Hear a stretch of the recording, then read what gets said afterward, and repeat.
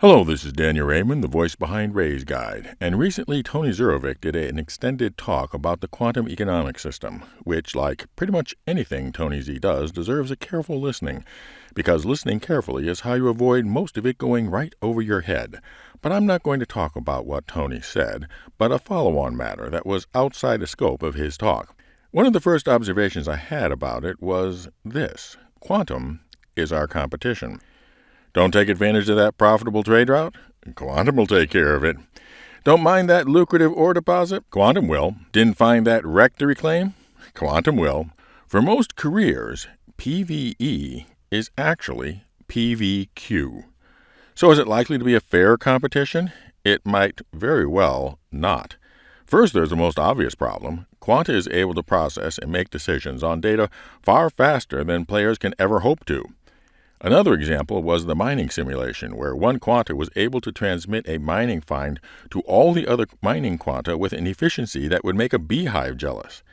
Add to that the decided numerical advantage, and the PvQ competition might just feel like... And we are not equipped for this manner of engagement. I mean, can you really, literally compete against 100,000 bots? So something needs to be done to keep the PvQ competition fair. Not that it is impossible, though. For example, the best I can surmise is that in order to keep them simple, the quanta do not play chess. By that I mean that chess players think several moves in advance. As best I could tell from the talk, the quanta only decide the one trip that is best for them right now and act on it. So to preserve the advantage for the players in PvQ, the players need to be able to set up multi-leg trade routes with certainty, which they can't do now because any leg of a trade journey can be squashed by arriving at the location and finding that the expected demand isn't there or that the expected supply isn't there. In fact, players have trouble setting up even single-leg trade routes right now without the possibility of being blindsided when the supply or demand that they were counting on has evaporated, which is exactly a problem that the quanta are spared from. In order to keep the quantum light rate, their decisions are simple and certain. It was clear that when the quantum took a job, they already knew from the start how much of the commodity they would be able to get from the source location and at what price they would be able to get at the destination, and that there would be a full demand for it. The common current experience of player traders to get information from a likely outdated external website and then fly to a location, only then get to know the real quantity of supply and price, and then fly to another place and only then discover that there is demand and what price it is. All that certainty isn't built into the quantum traders. Why would it? The goal is to make the quantum lightweight.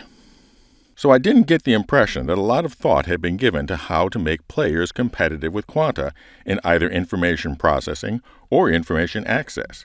But you can't do it simply by making players just like quanta, for 4 reasons. 1. Nobody ever asks if the quanta are having fun. It might be amusing to ask Tony Z if the quanta are having fun just to see his reaction. No, the goal is to make the quanta as lightweight as possible, and so for a human, their decision logic would be painfully simplistic and obvious. Here is a list of available trades in order of profitability, take the one at the top of the list, and go. Give the players the decision tree of the quanta, and it would be as boring as hell. 2. The quanta are not going to try to cheat and break the system. The trader quanta is not going to get on Discord and contact the pirate quanta and arrange for a massive planned insurance fraud, but players will certainly be tempted to. So the quanta can be counted on to ethically handle cargo missions where they have none of their personal bank at risk. Players? An invitation to break the economy. Third, I'm not sure about this, but there was no mention of the quanta having to engage with the reputation system, and since the programming goal is to have that quanta be as lightweight as possible, I doubt that there ever would be. 4, and as I said earlier, players will want to plan a multi-stop route and be able to execute it. So first I'm going to talk about how to structure trade information so that players, and afterwards quanta, will have to work with, and in the process reintroducing an idea from my prior videos, and then to the new idea, which is how you present that data to the users in an effective decision support system for planning trading runs.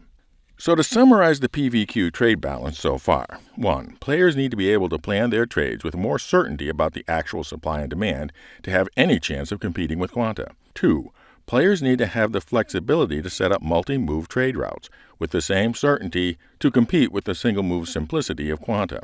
And 3, players need to get a head start on seeing trade information in order to have any chance of seeing it, much less reacting to it, before the best is taken away by the Quanta. So let's start on building on those goals. This brings me to the offer acceptance trade model that I have mentioned in other videos. Quanta might work fine with cargo missions at a simple state pick X SCU of something from here and take it to there, but that is too simplistic to be engaging for players who will want the challenge of potentially setting up multi-bank shots and setting it up for themselves. In the offer acceptance mode, every location that produces or consumes a commodity will issue an import or export offer for the next 24 real-world hours. Locations which produce or consumes multiple commodities will spread them out over the day, and locations that produce or consume large quantities will split their request into smaller requests across the day. So an import offer might be, we need 70,000 units of processed food and are willing to spend 1.56 per each. And an export offer might be, we have 120,000 units of processed food available for 1.21 per each. Now, in order to prevent this system from being used for trade manipulations and to prevent traders from getting in way over their heads, the maximum number of units you can accept from an offer will be limited by a combination of your largest cargo ship capacity and your reputation level. Have a track record of following through on your acceptances, and your reputation will be good. Have a track record of not following through on your acceptances, and your reputation will not. So there's a reason to follow through and keep your reputation up as a trader. So don't overextend yourself. So why wouldn't all the good offers be immediately swept up by the trader Quanta in the PvQ competition in milliseconds before the players even had a chance to see them? The easiest answer is to give a window exclusivity, say 30 minutes, before the Quanta can act on them. So how would prices adjust dynamically under this model? Well, the system compares whether the full quantity was accepted and how quickly it was accepted. If the full offer was met very quickly, then that would be an indication that the price was too good and be adjusted for the next day, either up or down depending on whether it was an import or an export offer. Similarly, the offer was not fully met, then the unmet quantity would be added to the next day and taken as proof that the price was not good enough and would be adjusted up or down depending on whether it was an import or export request. If the profit margin got large enough that the production mode would increase production and in the process increase their demand for the raw materials, and if the profit margin became too low, it would decrease production and decrease import demand for the raw materials. Some import demand, such as food to feed the resident population, would be relatively inelastic, of course. So a well-implemented offer acceptance model, with enough of a delay that players can see and react to on time, will give players a challenging gameplay and be able to set up multi-bank shots that will make the PvQ competition closer to even. But to be complete, you have to have a way to present that to the players. In that regard, Tony showed some of the amazing graphical analysis tools that they have created for analyzing the actions of Quantas. But for the players, he presented commodity price alerts, which really can't possibly be considered even a tier 0, maybe even a tier -1 implementation. Players need more than just a list, and a badly sorted one at that. But what about all those cool animated graphs that Tony Z showed? Well, they illustrate the difference between an information system and a decision support system. In other words, they are great at showing what all the other Quanta are doing, but are essentially useless for deciding what you should do, particularly since following the crowd of Quanta is not going to be the way to get ahead in the PvQ gameplay. So is there an in-game use for those graphs that Tony showed? Maybe, but I'll get to that later. The point of a decision support system isn't to flood you with tons of data, but to give you enough data at each point to guide you through the decision-making process. And it should do that despite which way you approach the decision. For example, you might approach the decision about how to set up your trade route for the session by finding a place at a high import price for a commodity, and then look for a place with a low export price for the same commodity. Or you could instead find the low export price first, and then find the destination with the high import price.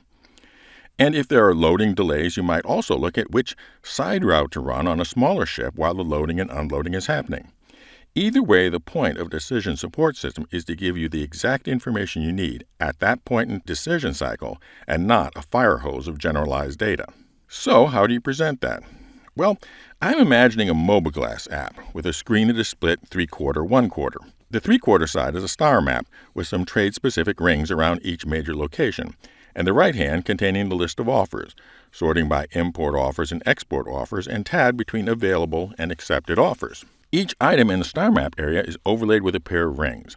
The rings overlaid to star map locations can either be general, such as the general price and demand for goods, semi-general, such as the price demand for metals, or specific, the price and demand for titanium. In each case, the left semicircle is for import, and the right semicircle is for export. So the outer ring is for price. Starting at the 12 o'clock position, the size of the ring to the left is the import price, and the size of the ring to the right is the export price. The inner ring is for demand. Starting at 6 o'clock position, the size of the ring to the left is for import demand, and the size of the ring to the right is for export demand.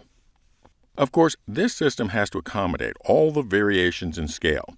Continuing with titanium, if we were zoomed all the way out, we would see that the price demand rings around pyro might have a very high import price for titanium and big enough demand, and that Stanton would have a much lower export price for titanium and a healthy supply. But what about the comparative risk of the two places? A green to red tint to the background would be the right way to show that, of course. But the price-demand rings around Stanton and Pyro for titanium are aggregates of the whole system. You would need to zoom into Stanton to see the data for each of the major Lagrange points in the system and for each of the planetary systems.